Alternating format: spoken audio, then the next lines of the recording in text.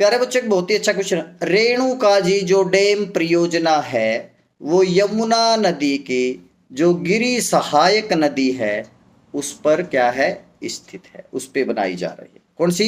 Renuka ji dam परियोजना।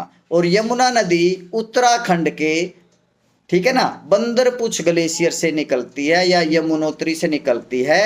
और यमुना नदी हरियाणा और यूपी की सीमा का निर्धारण करती है।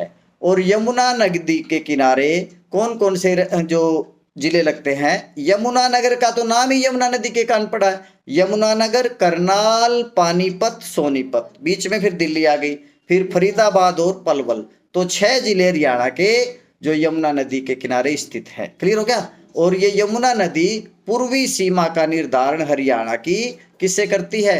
यूपी के साथ। ठीक है ना। और यमुना नदी पे यमुनानगर में हथनी कुंड बैराज, हथनी कुंड बैराज का मतलब क्या है? पानी, जो नदी का पानी है उसको डाइवर्ट करने के लिए किया जाता है बैराज का निर्माण। क्लियर हो गया? जैसे फरक्का बैराज, फरक्का बैराज से गंगा की एक धारा को तो बांग्लादेश में चल भेज दिया और एक को हमने कहा भेज दिया, कलकत्ता में। ठीक है ना। कलकत्ता में जो गई उसको हुगली नदी कहा गया और हुगली नदी के किनारे ही कलकत्ता बसा हुआ है। बांग्लादेश में गंगा का नाम क्या पड़ जाता है? पद्मा। और पद्मा और ब्रह्मपुत्र, ब्रह्मपुत्र को क्या कहा गया बांग्लादेश में? जमुना। पद्मा और जमुना के मिलने से एक संयुक्त धारा बनती है मेघना। और मेघना ही क्या है? सुंदरबन के डेल्टा का निर्माण करती है। डेल्टा क्या होता है? जब नदी समुद्र में गिरती है तो उसकी जो करंट है ना, धारा है, वो बहुत ही धीमी हो जाती है।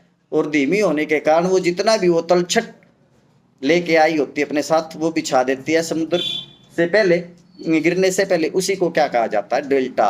और सुंदरबन डेल्टा का निर्माण गंगा और ब्रह्मपुत्र नदियां करती है। सुंदरबन डेल्टा वर्ल्ड का सबसे बड़ा डेल्टा है। क्लियर हो गया?